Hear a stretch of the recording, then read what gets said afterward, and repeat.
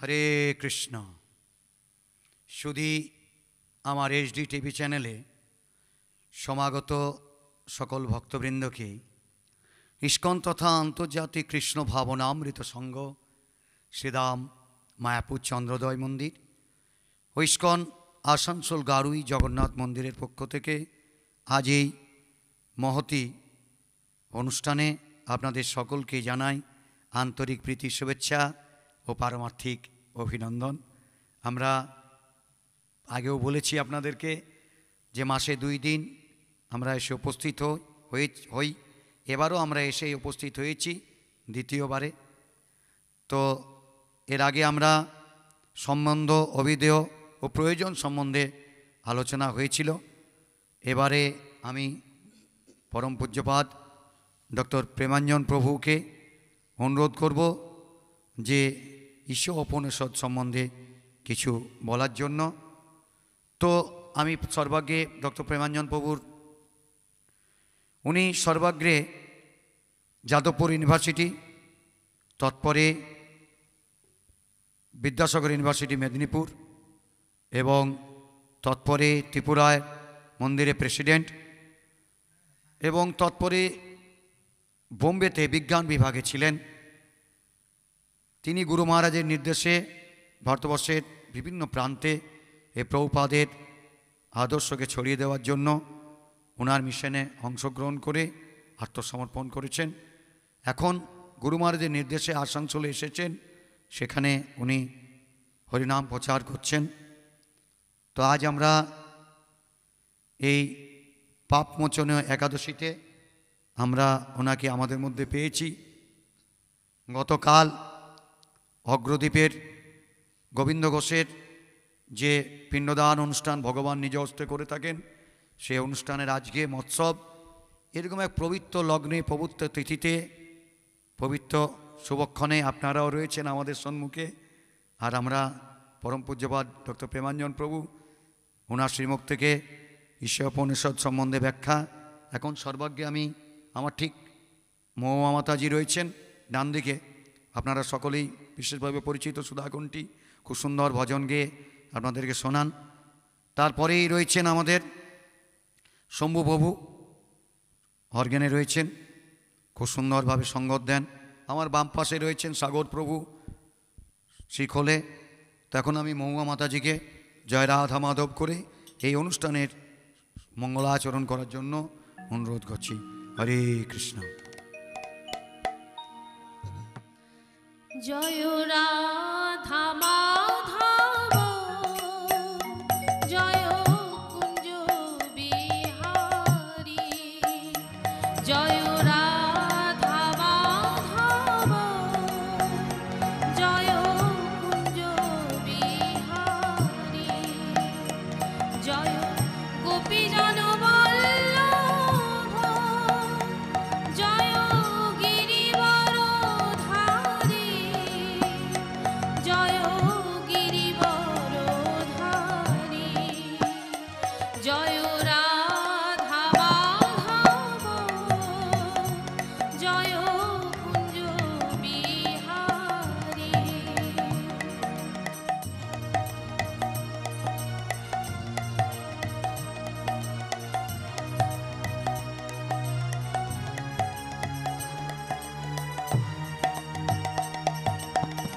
যশোদানন্দন ব্রজ জনরঞ্জন, যশোদানন্দন ব্রজ জনরঞ্জন, যশোদানন্দন ব্রজ জনরঞ্জন, যশোদানন্দন ব্রজ জনরঞ্জন, যশোদানন্দন ব্রজ জনরঞ্জন, যশোদানন্দন ব্রজ জনরঞ্জন,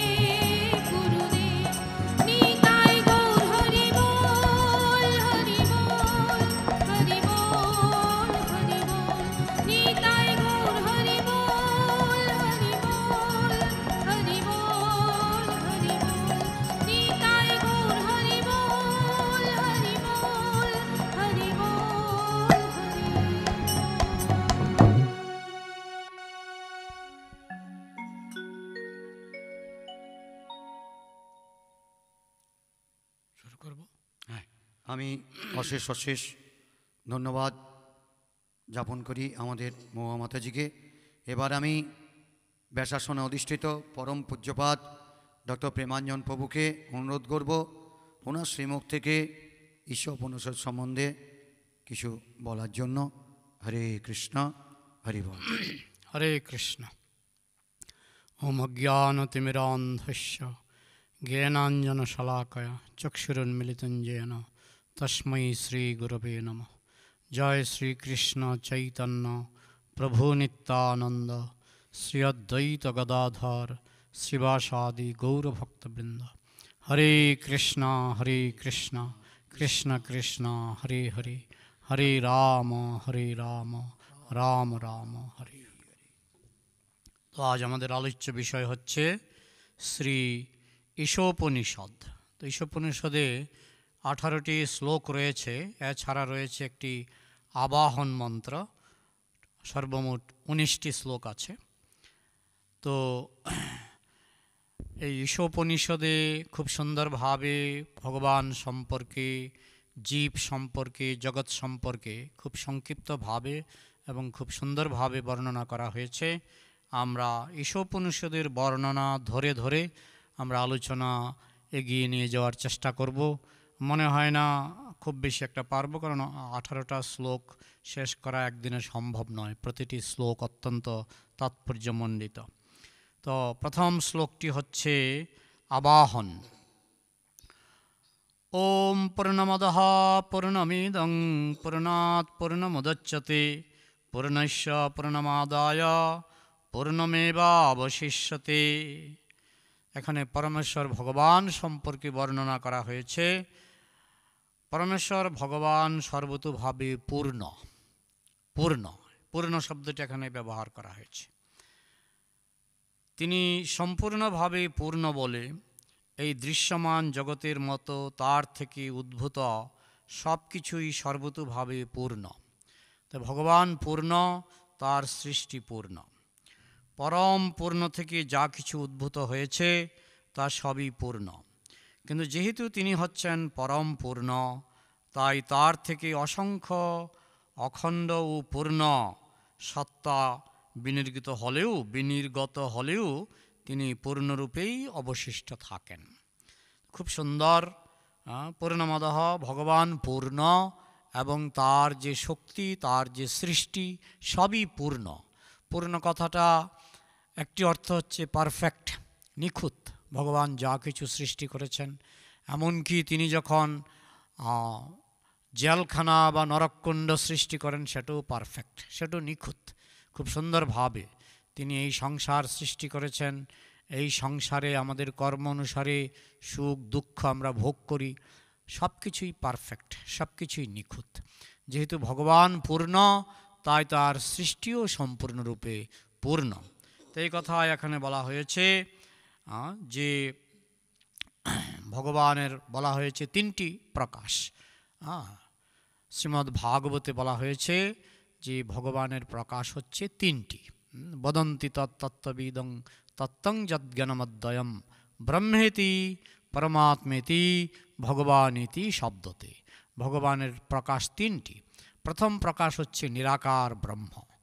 তো অনেকে মনে করে যে পরম সত্য হচ্ছে নিরাকার, কিন্তু এখানে এই ঈশোপনিষদের এই শ্লোক অনুসারে এবং অন্যান্য আরও শ্লোক অনুসারে আমরা বুঝতে পারি যে পরম সত্য যদি নিরাকার হয় তাহলে তিনি অপূর্ণ হয়ে যাবেন। নিরাকার মানে আকারের অভাব। নিরাকার কথাটার অর্থ হচ্ছে আকারের অভাব। তো যখন ভগবানের মধ্যে আমরা আকারের অভাব, যে একটা বৈশিষ্ট্য যে ভগবানের মধ্যে অভাব অনটন, ভগবানের মধ্যে অভাব অনটন রয়েছে, তো সেটা হচ্ছে কি ভগবানের অপূর্ণতা।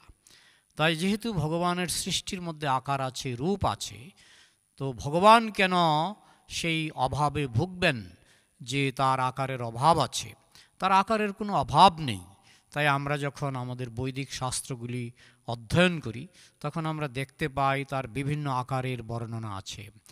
যেমন কৃষ্ণরূপে তার আদিরূপ ঈশ্বর পরম কৃষ্ণ সচ্চিদানন্দ বিগ্রহ অনাদির আদির গোবিন্দ সর্বকারণ কারণম। তো এখন কথা হচ্ছে কৃষ্ণরূপে যে তার রূপটি, যে কেউ আপত্তি করতে পারে যে ভগবান হচ্ছেন অসীম, তাহলে কৃষ্ণরূপে আমরা যে রূপটি দেখি আমাদের চোখে সেটিকে আমরা সসীম বলে দেখতে পাই, তার একটা সীমা আছে। হ্যাঁ, আমাকে যেমন ফিতা দিয়ে মাপলে আমাকে হয়তো মনে হবে 5 ফুট এরকম। তো একটা ভগবানের রূপ, যেমন কৃষ্ণরূপ, তাকে যদি আমরা ফিতা দিয়ে মাপি তাহলে আমরা দেখব যে হয়তো 5 ফুট বা 6 ফুট এরকম। তাহলে আমরা বলতে পারি 5 ফুট তো সীমিত, তাহলে তো ভগবান সীমিত হয়ে গেল। তো একটা লীলার মাধ্যমে আমরা বোঝার চেষ্টা করব যে ভগবানকে দেখতে 5 ফুটের মতো মনে হলেও তিনি আসলে 5 ফুট নন। তিনি যখন বৃন্দাবনে, যেগুলি শাস্ত্রে যেভাবে লেখা আছে আমরা সেইভাবেই ভগবানকে উপলব্ধি করার চেষ্টা করব। তিনি কৃষ্ণ যখন বৃন্দাবনে বাঁশি বাজাচ্ছিলেন, তিনি বৃন্দাবনের জঙ্গলের মধ্যে, বনের মধ্যে তিনি বাঁশি বাজাচ্ছিলেন। তো সেই বাঁশির শব্দ শুনে জ্যোৎস্না রাত্রে একজন গোপী, যারা ছিলেন শ্রীমতী রাধার অংশ বিস্তার, রাধারানী হচ্ছেন কৃষ্ণের অন্তরঙ্গা শক্তি, রাধারানী কৃষ্ণ থেকে আলাদা কিছু নয়। যেমন সূর্য এবং সূর্য কিরণ, সূর্য এবং সূর্যের জ্যোতি, সূর্য এবং সূর্যের উত্তাপ, এদেরকে যেমন আলাদা করা যায় না, ঠিক সেরকম কৃষ্ণ এবং কৃষ্ণ শক্তিকে কখনো আলাদা করা যায় না। যদি আলাদা রূপ ধারণও করে বুঝতে হবে যে আসলে তারা সংযুক্ত। মনে হচ্ছে আলাদা, কিন্তু আসলে যেমন সূর্যের জ্যোতি, সূর্যের জ্যোতি মনে হচ্ছে সূর্য থেকে আলাদা হয়ে গেছে, কিন্তু আসলে সূর্য থেকেই আসছে, সূর্য থেকে পৃথক কিছু নয়। তো এইভাবে ভগবান শ্রীকৃষ্ণ যখন বৃন্দাবনে বসে বাঁশি বাজাচ্ছিলেন, তখন প্রথম একজন গোপী সেখানে গেলেন এবং কৃষ্ণ তখন একজন। কিছুক্ষণ পরে আরেকজন গোপী সেখানে গেলেন, যারা প্রত্যেকেই ছিলেন কৃষ্ণেরই শক্তির প্রকাশ। আরেকজন গোপী গেলেন, 2 জন গোপী, তখন কৃষ্ণ হয়ে গেলেন 2 জন। কিছুক্ষণ পরে আরও গোপী আসলেন, এরকম করে করে 10 জন গোপী, কৃষ্ণ হয়ে গেলেন 10 জন। কিছুক্ষণ পরে 100 জন গোপী, 100 জন গোপী, কৃষ্ণ হয়ে গেলেন 100 জন। কিছুক্ষণ পরে এইভাবে লক্ষ লক্ষ গোপী এসে উপস্থিত হলেন এবং কৃষ্ণ হয়ে গেলেন লক্ষ লক্ষ কৃষ্ণ। এইভাবে আমাদের গ্রন্থে লেখা আছে। তা এখন এটা হয়তো আমাদের যে অভিজ্ঞতা, আমাদের অভিজ্ঞতার সঙ্গে মিলে না, কারণ এরকম কোথাও আমরা এরকম কোনো মানুষকে দেখি না বা এরকম কোনো ব্যক্তিকে দেখি না। যেমন যদি আমার বাড়িতে আপনি আমাকে খোঁজ করতে যান, আমি যদি বাড়িতে না থাকি তাহলে আমাকে দেখতে পাবেন না, কিংবা আমি যদি ঘরে থাকি আমাকে বাইরে দেখতে পাবেন না। কিন্তু কৃষ্ণের ক্ষেত্রে ব্যাপারটা সেরকম নয়। কৃষ্ণ একই সঙ্গে প্রতিটি পরমাণুতে উপস্থিত থাকতে সক্ষম, এবং সেটা তিনি রাস নাচের সময় তিনি প্রমাণ দিয়েছেন যে রাস নাচের সময় যতজন গোপী এসেছিলেন প্রত্যেক গোপীর সঙ্গে কৃষ্ণ নৃত্য করেছিলেন। তো এইভাবে সেখানে একজন কৃষ্ণ ছিলেন না, যদিও কৃষ্ণ একজন, কিন্তু প্রত্যেক গোপীর সঙ্গে তিনি নিজেকে বিস্তার করেছিলেন। তো এই হচ্ছে, একে বলা হয় পূর্ণ। পূর্ণ পূর্ণ থেকে পূর্ণ বিয়োগ করলে এটা গণিত শাস্ত্র স্বীকার করা হয়েছে। যেমন 0 থেকে 0 বিয়োগ করলে বিয়োগফল হয় 0, আবার 0-এর সঙ্গে 0 যোগ করলে যোগফল হয় 0। 0 + 0 = 0, 0 - 0 = 0।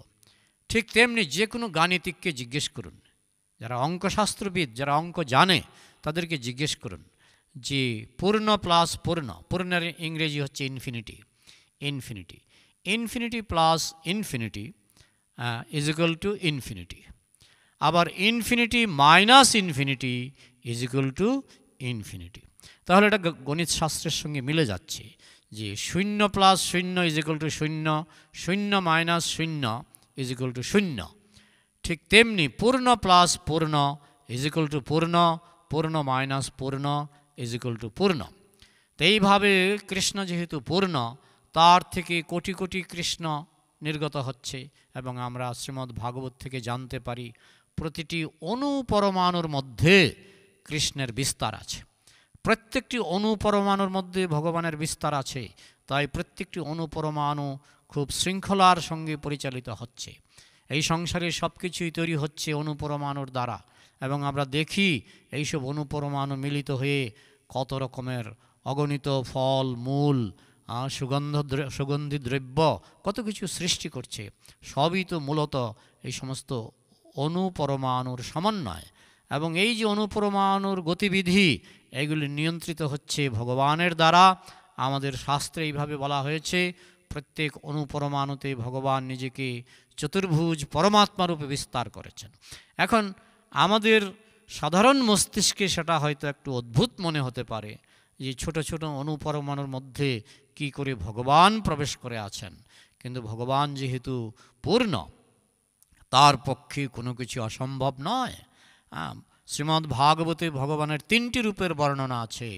বদন্তি তত্তবিদং তত্তং জাদ গণমদ্বয়ম ব্রহ্মেতি পরমাত্মেতি ভগবানেতি শব্দতে। ভগবানের একটি রূপ হচ্ছে নিরাকার, যেমন সূর্যের জ্যোতি। সূর্যের জ্যোতি হচ্ছে নিরাকার। ঠিক তেমনি আমরা নিরাকারকে অস্বীকার করি না, কিন্তু সেটি হচ্ছে ভগবানের শক্তির জ্যোতি। ভগবানের যে দিব্য চিন্ময় শক্তি রয়েছে সেটা জ্যোতির্ময়, সেই জ্যোতিটা হচ্ছে নিরাকার। কিন্তু সেটি হচ্ছে ভগবানের একটি দিক। 3টি দিকের কথা শ্রীমদ্ ভাগবতে বলা হয়েছে। ভগবানের 3টি বৈশিষ্ট্যের কথা শ্রীমদ্ ভাগবতে বলা হয়েছে। একটি দিক হচ্ছে নিরাকার, জ্যোতির্ময়। ঠিক যেমন সূর্য দিয়ে ভগবানকে কিছুটা বোঝা যায়। তাই বলা হয় কৃষ্ণ সূর্য সম, মায়া হয় অন্ধকার, যাহা কৃষ্ণ তাহা নাহি মায়ার অধিকার। তো সূর্য থেকে যেমন জ্যোতি বেরোয়, ঠিক তেমনি কৃষ্ণ থেকে কৃষ্ণ শক্তি নির্গত হয়। তাই কৃষ্ণ হচ্ছে সূর্য সম, তার জ্যোতি হচ্ছে নিরাকার ব্রহ্ম। নিরাকার ব্রহ্ম হচ্ছে তার শক্তি, জ্যোতি। তাহলে নিরাকার ব্রহ্ম। আরেকটি দিক হচ্ছে চতুর্ভুজ পরমাত্মা, সেটি দ্বিতীয় স্তর।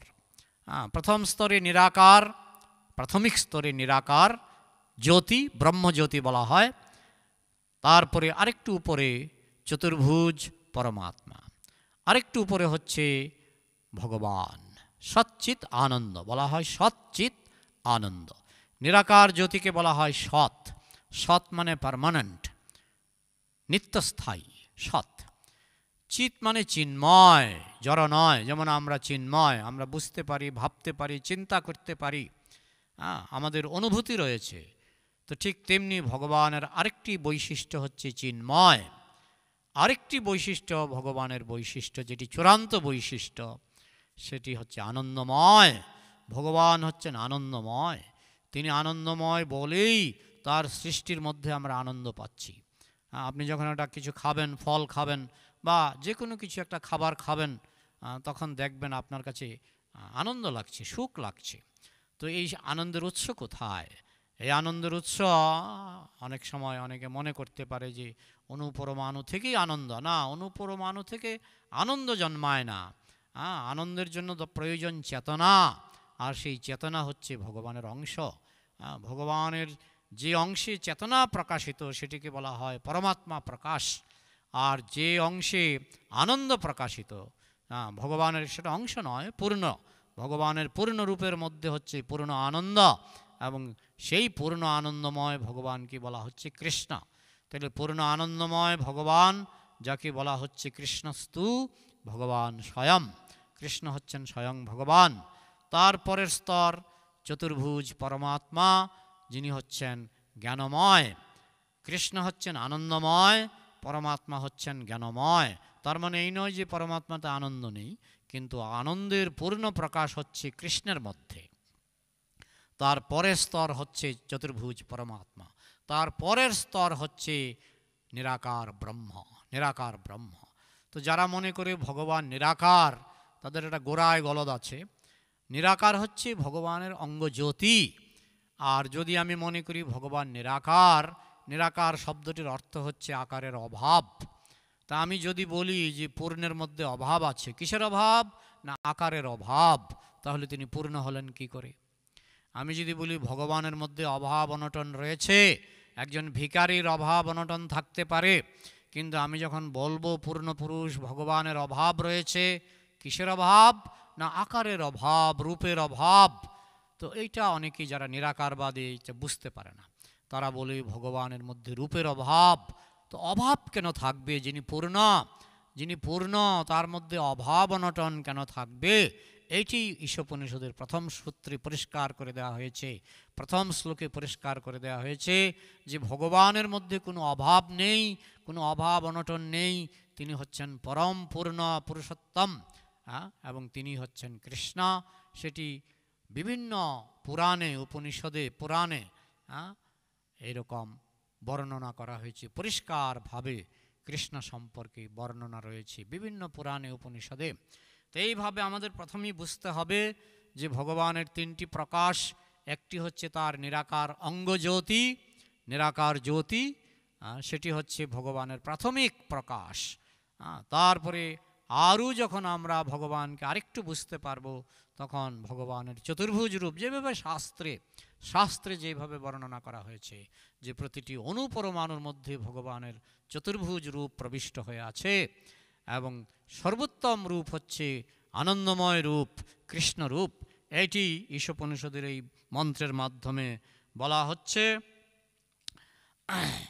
তো এখন যেহেতু সব কিছুই ভগবানেরই প্রকাশ, এই সংসারে এখানে যেমন বলা হচ্ছে পূর্ণমদঃ পূর্ণমিদম, এইটি পূর্ণ ওইটি পূর্ণ, অর্থাৎ এই জগৎ পূর্ণ, পারফেক্ট, নিখুঁত। বলে এখানে যে কষ্ট আছে, কষ্টটাও নিখুঁত। জেলখানার মধ্যে যদি কষ্ট না থাকে, তাহলে কি জেলখানাটা সত্যিকারের জেলখানা হবে? তো এই সংসারটা হচ্ছে ভগবানের নির্মিত জেলখানা। এখানে যারা ভগবানের চরণে অপরাধী, কৃষ্ণের চরণে যারা অপরাধী, তাদেরকেই জেলখানায় পাঠানো হয়, এবং জন্ম মৃত্যু জরা ব্যাধি, জন্ম যন্ত্রণা, 84 লক্ষ বার আমাদের জন্ম হয়, এবং প্রত্যেকবার জন্মের সময় বলতে গেলে প্রতিটি প্রাণী জন্মের সময় ব্যথা পায়, কান্না করে। প্রতিটি প্রাণী জন্মের সময়, কিন্তু আমরা তো মনুষ্য সমাজে আমরা দেখি জন্মের সময় শিশু চিৎকার করে। তাহলে জন্মটা একটা কষ্ট, মাতৃগর্ভে থাকতে হয়, এটা একটা কষ্ট। জন্ম মৃত্যু একটা কষ্ট। জন্ম মৃত্যু, জরা মানে বৃদ্ধ বয়স, এবং ব্যাধি মানে রোগ যন্ত্রণা। যন্ত্রণা দিয়েই জেলখানা তৈরি।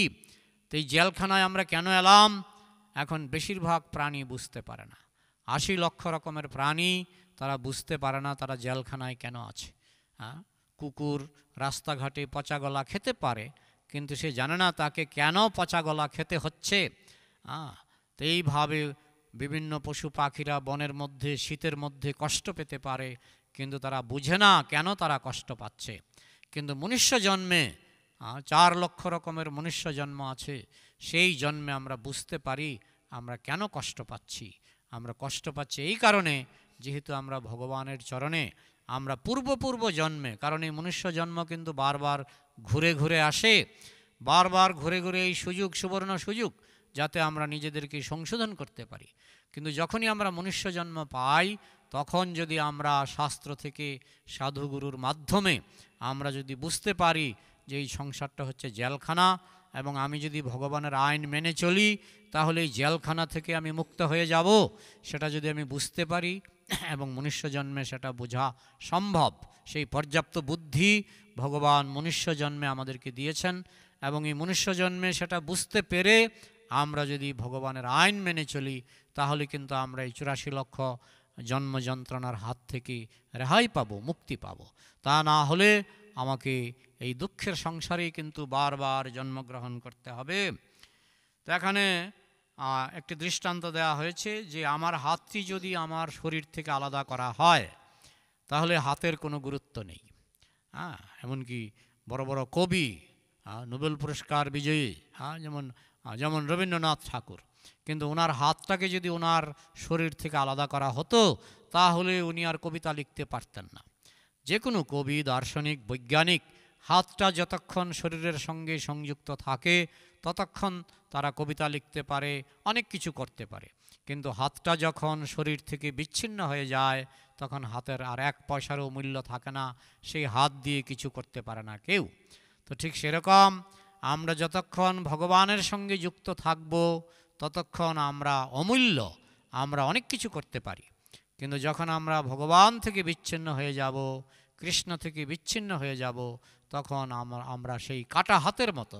কাটা হাত যেমন নিজে নিজে কিছু করতে পারে না, ঠিক তেমনি আমরা যখন কৃষ্ণ থেকে বিচ্ছিন্ন হয়ে যাব, পরম পূর্ণ থেকে বিচ্ছিন্ন হয়ে যাব, ভগবান থেকে বিচ্ছিন্ন হয়ে যাব, ভগবানের আইন যখন আমরা মানব না, তখনই আমরা সেই স্বাধীনতা মনুষ্য জন্মে দেয়া হয়, পশু জন্মে সেই স্বাধীনতা দেয়া হয় না। হ্যাঁ, বলা হয় যে ভগবানের ইচ্ছা ছাড়া একটা ঘাসও নড়ে না, তা আমার কি দোষ? আমি যদি একটা মানুষকে খুন করি, বলা হয় ভগবানের ইচ্ছা ছাড়া একটা ঘাসও নড়ে না, তাহলে আমার কি দোষ? উত্তর হলো যে এই যে আমি যে খুন করব, তার জন্য পশু জন্মে আমাকে কিন্তু কোনো স্বাধীনতা দেয়া হয়নি। বাঘ যখন খুন করে তার পাপ হয় না, একটা কুকুর যখন কাউকে কামড় দেয় তার পাপ হয় না, কারণ 80 লক্ষ জনি পর্যন্ত, 80 লক্ষ জন্ম পর্যন্ত কোনো প্রাণীর কোনো পাপ হয় না। কেন পাপ হয় না? কারণ তাদের স্বাধীনতা চাপা পড়ে আছে, ভগবান তাদের স্বাধীনতা হরণ করেছেন। তো আমরা যে স্বাধীনতা পাই মনুষ্য জন্মে, সেটাও কিন্তু ভগবানের পারমিশনেই পাই। ভগবান যদি আবার মনে করেন যে এই মানুষটি অন্যায় করছে, এই মানুষটি পশুর মতো আচরণ করছে, তিনি আবার তাকে পশু জন্ম দেবেন। আবার পশু জন্ম ঘুরতে ঘুরতে তাকে আবার মনুষ্য জন্ম দেওয়া হবে, এবং তখন যদি সে আবার স্বাধীনতার সদ্ব্যবহার করে, তাকে এই জেলখানা থেকে ছুটি দিয়ে তাকে ভগবানের ধামে নিয়ে যাওয়া হবে। তো এইটি হচ্ছে ঈশোপনিষদের যে প্রথম শিক্ষা, ওং পূর্ণমদঃ পূর্ণমিদং পূর্ণাৎ পূর্ণমুদচ্যতে পূর্ণস্য পূর্ণমাদায় পূর্ণমেব অবশিষ্যতে। ভগবান পূর্ণ, তার সৃষ্টি পূর্ণ, পূর্ণ থেকে অসংখ্য পূর্ণের সৃষ্টি হলেও ভগবান পূর্ণরূপেই বিরাজমান থাকেন। এমন নয় যে ভগবান থেকে এই সব সৃষ্টি হওয়ার ফলে ভগবান নিঃশেষিত হয়ে গেছেন, তার পূর্ণতা কমে গেছে, এরকম নয়। তার থেকে অনন্ত কোটি ব্রহ্মাণ্ড সৃষ্টি হলেও কৃষ্ণের কোনো কমতি হবে না, কৃষ্ণের কোনো ঘাটতি হবে না। এবং আমরা রাস নাচের সময় আমরা দেখেছি, যেটা ভাগবতে যেভাবে বর্ণনা আছে, যে অসংখ্য কৃষ্ণ, একই কৃষ্ণ থেকে অসংখ্য কৃষ্ণ বেরিয়ে এসেছেন, তা সত্ত্বেও কৃষ্ণের কিন্তু কোনো কমতি হয়নি, ঘাটতি হয়নি, যে তার শক্তি কমে গেছে, তিনি নিস্তেজ হয়ে গেছেন, সেরকম নয়। ঠিক তেমনি অনন্ত কোটি ব্রহ্মাণ্ড, অনন্ত কোটি গ্রহ নক্ষত্র, অনন্ত কোটি জড় ব্রহ্মাণ্ড, অনন্ত কোটি চিৎ ব্রহ্মাণ্ড সবই কৃষ্ণ থেকে নির্গত হচ্ছে, এবং প্রলয়ের সময় এই জড় ব্রহ্মাণ্ডগুলি আবার কৃষ্ণের শরীরে, মহাবিষ্ণুর শরীরে বিলীন হয়ে যাচ্ছে, কিন্তু কোনো কিছুই নষ্ট হচ্ছে না। সেটা কিন্তু বিজ্ঞান বলে শক্তির অবিনশ্বর নীতি, যে শক্তি কখনো নষ্ট হয় না। এই যে ভগবানের শক্তি, প্রলয়ের সময় সব কিছু ভগবানের শরীরে প্রবেশ করবে, কিন্তু নষ্ট হবে না, সেগুলি থেকে যাবে, আবার পুনরায় সৃষ্টি হবে। যে সমস্ত জীব নিজেকে সংশোধন করে নিয়েছিল মনুষ্য জন্মের সুযোগ নিয়ে, তারা ভগবানের ধামে চলে যাবে। আর যারা নিজেদেরকে সংশোধন করতে পারেনি, তাদেরকে বারবার এই জেলখানায় আবার সুযোগ দেওয়া হবে সংশোধন করার জন্য। যেমন আমাদের জেলখানাগুলিকে বলা হয় সংশোধনাগার, সংশোধনাগার। তাহলে আমরা এই জেলখানায় মনুষ্য জন্মে কেন আছি? নিজেদেরকে সংশোধন করবার জন্য। যদি সংশোধন করতে না পারি, আমাদের যদি নিম্ন বাসনা তাড়িত করে, তাহলে মনুষ্য জন্মের মর্যাদা যদি আমরা রাখতে না পারি, তাহলে কৃষ্ণ আমাদেরকে আবার পশু জন্মে কিছুদিন থাকার সুযোগ করে দেবেন। কিন্তু বারবার এই মনুষ্য জন্ম আসবে, যখনই আমরা মিস ইউজ করব, তখনই আমরা আবার এই পশু জন্ম, বৃক্ষ জন্ম ইত্যাদি পাব।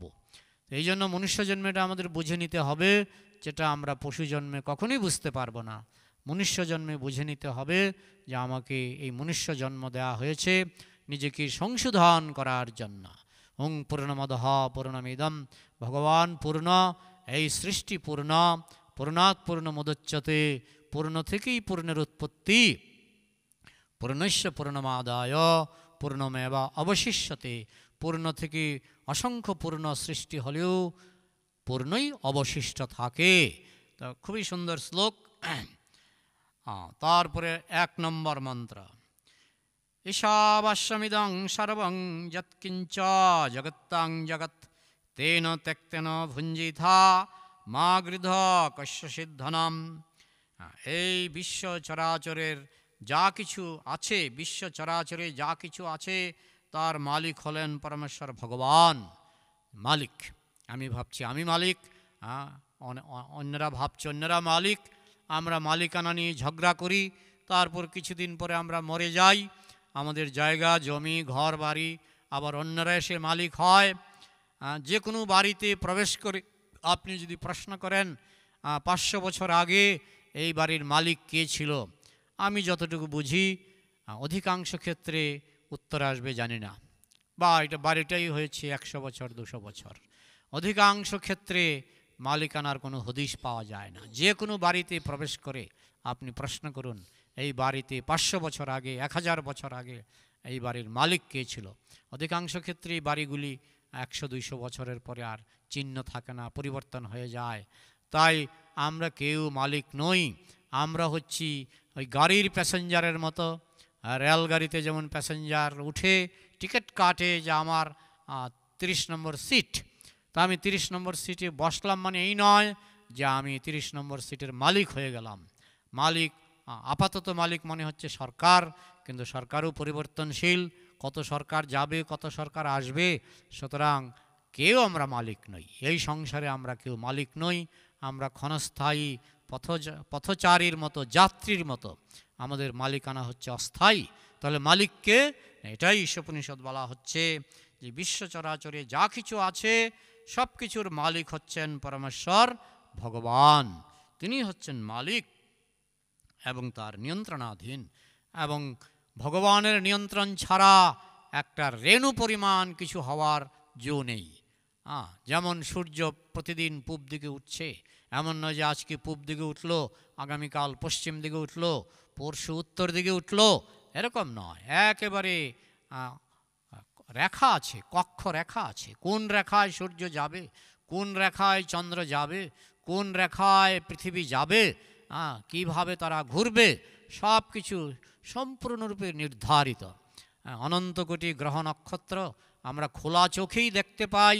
অমাবস্যার অন্ধকারে অনেক সময় আকাশে অগণিত নক্ষত্র দেখা যায়। আপনি যদি আরও এগিয়ে যান আরও নক্ষত্র দেখতে পাবেন, আরও এগিয়ে গেলে আরও নক্ষত্র দেখতে পাবেন, অগণিত নক্ষত্র। এটা শুধু একটা ব্রহ্মাণ্ড, এরকম অনন্ত কোটি ব্রহ্মাণ্ড আছে। আমাদের শাস্ত্র অনুসারে আমরা জানতে পারি এরকম অনন্ত কোটি ব্রহ্মাণ্ড আছে। অনন্ত কোটি ব্রহ্মাণ্ডে অনন্ত কোটি গ্রহ নক্ষত্র আছে, কিন্তু আমরা কিন্তু তার কুল কিনারা পাই না। তো যাই হোক, তো এইভাবে এখানে বলা হচ্ছে যে সব কিছুর মালিক। এত যে গ্রহ নক্ষত্র, আমরা শুধু জেলখানাটা কিছুটা দেখতে পাচ্ছি। এই যে আমরা যে আকাশে যে নক্ষত্রগুলি দেখতে পাচ্ছি, তারা দেখতে পাচ্ছি, সেটা হচ্ছে জেলখানার একটা ক্ষুদ্র অংশ, ক্ষুদ্র অংশ। তো তাই আমরা পূর্ণরূপে দেখতে পারি না। তাহলে ভগবানের সৃষ্টি কত বিশাল। কিন্তু সব কিছুর মালিক হচ্ছেন ভগবান, পরমেশ্বর ভগবান, এবং সব কিছুই তার কন্ট্রোলে। এমন নয় যে এত বড় জিনিস ভগবান কন্ট্রোল করতে অক্ষম। অণুপরমাণু থেকে শুরু করে এই সমস্ত অনন্ত কোটি গ্রহ নক্ষত্র, অনন্ত কোটি ব্রহ্মাণ্ড, সব কিছু ভগবানের কন্ট্রোলে, কৃষ্ণের কন্ট্রোলে। তবে কৃষ্ণকে এগুলি নিজে হাতে এসে কন্ট্রোল করতে হয় না। তিনি তার অংশ বিস্তারের মাধ্যমে তিনি নিজেকে বিভিন্নভাবে অংশ বিস্তার করেছেন। সেই সমস্ত অংশ বিস্তারের কথা শ্রীমদ্ ভাগবতে এবং অন্যান্য পুরাণে লেখা আছে, কিভাবে কৃষ্ণ নিজেকে অংশ বিস্তার করেছেন এবং অংশ বিস্তারের মাধ্যমে তিনি কিভাবে তার এই সৃষ্টি এবং শক্তিকে তিনি কন্ট্রোল করছেন। তিনি হচ্ছেন মূল নিয়ন্ত্রণকারী। তিনি হচ্ছেন তার নিয়ন্ত্রণে সব কিছু। তাই জীবন ধারণের জন্য তিনি যেটুকু বরাদ্দ করে দিয়েছেন সেটুকুই গ্রহণ করা উচিত। ভগবান প্রত্যেক জীবকে জীবন ধারণের জন্য বরাদ্দ করে দিয়েছেন। যেমন আমি কি খাবো সেটা কোনো বৈজ্ঞানিক তৈরি করেননি, যে আইনস্টাইন তৈরি করেছেন, চাল ডাল নিউটন তৈরি করেছেন, এরকম ফল মূল, এরকম নয়। প্রতিটি খাদ্য, যে খাদ্য ছাড়া বৈজ্ঞানিকরা বাঁচবে না, যে খাদ্য ছাড়া বৈজ্ঞানিকরা বাঁচতে পারবে না, তারা বৈজ্ঞানিক যন্ত্রপাতি আবিষ্কার করতে পারবে না যদি খাদ্য না থাকে। তো সেই খাদ্য কিন্তু ভগবানের দান। ভগবান খুব সুন্দরভাবে টক ঝাল মিষ্টি নানান রকমের ফল মূল শাক সবজি তিনি সৃষ্টি করেছেন। তো এইভাবে ভগবান খাদ্য দিয়েছেন, তার ফলে আমরা কেউ বৈজ্ঞানিক কেউ অধ্যাপক, কারণ খাদ্য যদি ভগবান না সৃষ্টি করতেন, যে আমি তো খাদ্য সৃষ্টি করতে পারি না, তো এখন অনেকে বলে এগুলি এমনি এমনি হচ্ছে, এমনি এমনি হচ্ছে। এগুলি কোনো কথা নয়। এই সংসারে কোনো কিছু এমনি এমনি হয় না, প্রত্যেক কার্যের পেছনে কারণ থাকে। তাই বলা হয় সর্বকারণ কারণম, বলা হচ্ছে পরম কারণ হচ্ছেন ভগবান। একটা বিল্ডিং যখন তৈরি হয়, আমরা যদি বলি বিল্ডিংটা এমনি এমনি হয়ে গেছে, এটা যেমন একটা বোকামি। কারণ বিল্ডিং কখনো এমনি এমনি হয় না। প্রত্যেক বিল্ডিংয়ের পেছনে একজন নির্মাতা থাকে, বা একজন, দুইজন, 10 জন নির্মাতা থাকে, মালিক থাকে। তো এইভাবে কোনো কিছুই এমনি এমনি হয় না। তো এই যে সংসার আমরা দেখতে পাচ্ছি, আমরা মনে করি সব এমনি এমনি হয়ে গেল, কোনো কিছুই এমনি এমনি হয় না। এখানে বলা হচ্ছে যেহেতু সব কিছুই ভগবানের সৃষ্টি, বিশেষ করে আমাদের জীবন ধারণের জন্য অক্সিজেন দরকার, সেটা কোনো বৈজ্ঞানিকের তৈরি নয়। এই অক্সিজেন ভগবানের দান। আমাদের জীবন ধারণের জন্য খাদ্য দরকার, সেটা কোনো বৈজ্ঞানিকের তৈরি নয়। খাদ্য কোনো বৈজ্ঞানিক তৈরি করে না। বৈজ্ঞানিকরা খাদ্য খেয়ে তারা বিজ্ঞান নিয়ে গবেষণা করে। তো এখানেই এই শ্লোকে, এটা হচ্ছে প্রথম শ্লোক, এখানে বলা হচ্ছে ভগবান আমাদের জন্য যেটুকু বরাদ্দ করেছেন, আমার জন্য চাল ডাল এসব বরাদ্দ করেছেন, বাঘের জন্য মাংস বরাদ্দ করেছেন, যার জন্য যেটুকু বরাদ্দ করেছেন। আফ্রিকাতে এক ধরনের বানর আছে, যারা তারা সেটুকুই খাবেন যেটা তাদের জন্য বরাদ্দ করা হয়েছে। তো সেই বরাদ্দকৃত ভগবানের দেওয়া সম্পত্তি নিয়েই আমাদের সন্তুষ্ট থাকতে হবে, এবং অন্যের জিনিস গ্রহণ করা উচিত নয়। আমরা দ্বিতীয় শ্লোকটি আমরা পরবর্তী ক্লাসে আমরা আলোচনা করার চেষ্টা করব।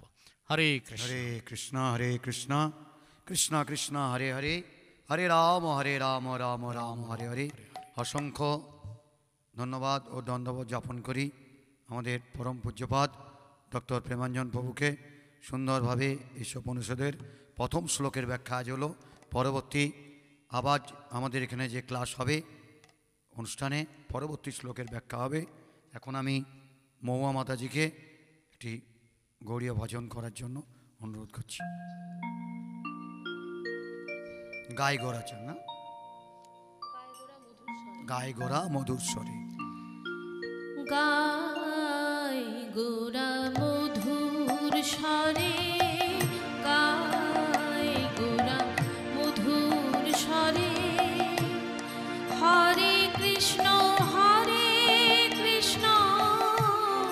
কৃষ্ণ কৃষ্ণ হরে হরে, হরে রাম রাম রাম হরে হরে। গায় গোরা মধুর স্বরে, গায় গোরা মধুর স্বরে।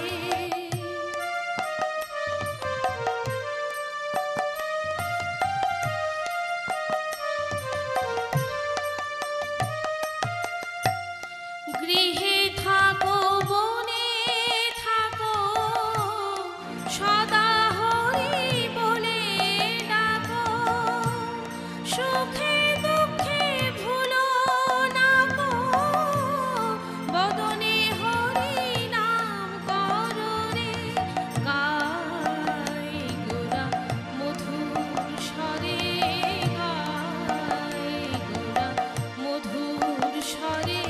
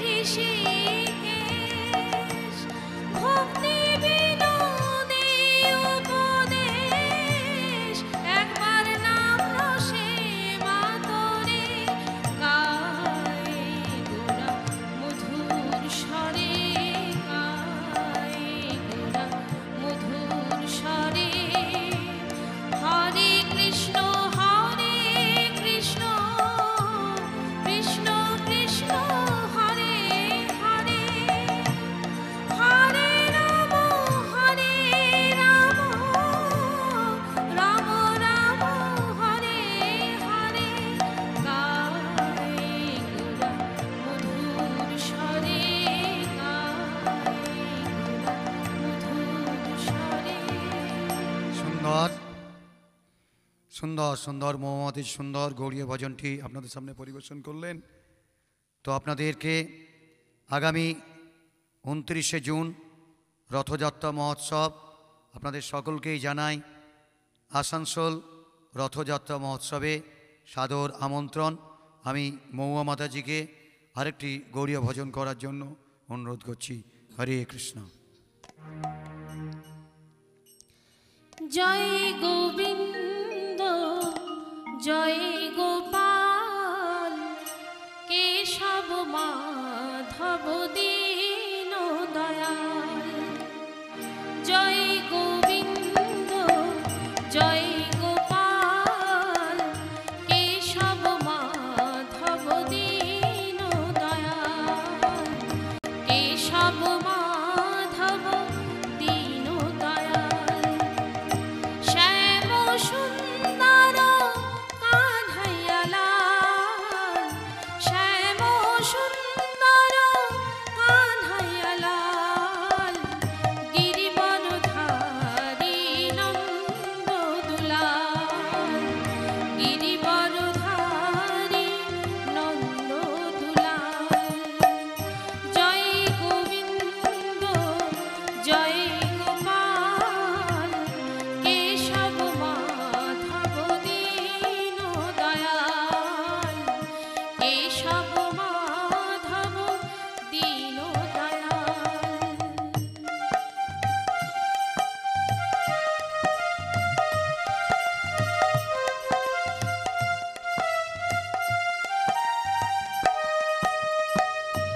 অচ্যুত কেশব শ্রীধর মাধব গোপাল গোবিন্দ হরি।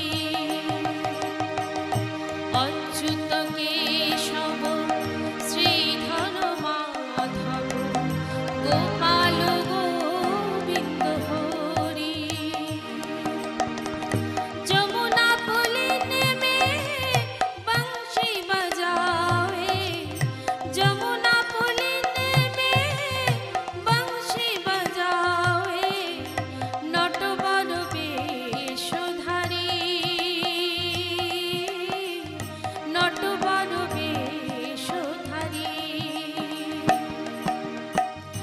জয় গোবিন্দ জয় গোপাল কেশব মাধব দীন দয়াল।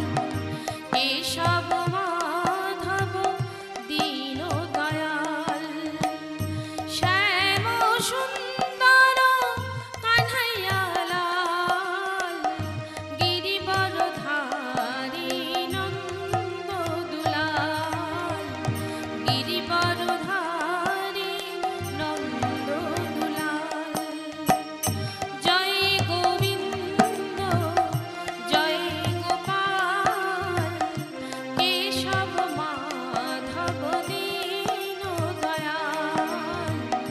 কেশব মাধব দীন দয়াল। হরে কৃষ্ণ। আগামী 29শে জুন 2025 আসানসোল রথযাত্রা মহোৎসবে আসানসোল গারুই জগন্নাথ মন্দিরের পক্ষ থেকে সমাগত এই HD টিভি চ্যানেলে সমস্ত ভক্তবৃন্দকে জানাই আগাম আমন্ত্রণ। না করি নিমন্ত্রণ, সকলেই করি সাদর আমন্ত্রণ।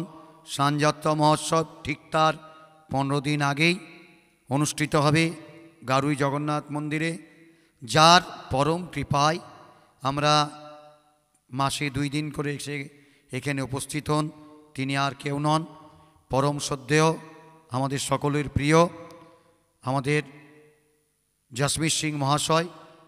ওনার পরম কৃপাতেই আমরা এই প্রচার কার্য করে থাকি। আমাদের আসানসোল মন্দিরের অধ্যক্ষ দয়াচন্দ্র নিতাই দাস প্রভু বলেন যে প্রভু প্রত্যেকবার যেন ভক্তদেরকে খুবভাবে সাদর আমন্ত্রণ করুন, মন্দিরে আসুন, সকলে প্রসাদ পান এবং পরমানন্দে জপ করুন, খুব আনন্দে থাকুন। হরে কৃষ্ণ কৃষ্ণ কৃষ্ণ হরে হরে, হরে রাম রাম রাম হরে হরে, হরে কৃষ্ণ। সকলে আসুন প্রত্যেক রবিবার একদিনের গুরুকুল আসানসোল ইস্কন মন্দিরে গাড়ুয়ে আপনাদের সকলকে জানাই আবারও সাদর আমন্ত্রণ। ইউথদের জন্য 11টা থেকে, বাচ্চাদের জন্য সকাল 7:30 থেকে ক্লাস রয়েছে প্রত্যেক রবিবার আসানসোল গাড়ুই জগন্নাথ মন্দিরে। হরে কৃষ্ণ। আমার দ্বারা সঞ্চালন করতে গিয়ে যদি কোনো ভুল ত্রুটি পরিলক্ষিত হয় আপনাদের কাছে আমি ক্ষমা চাইছি। হরে কৃষ্ণ, হরি বল।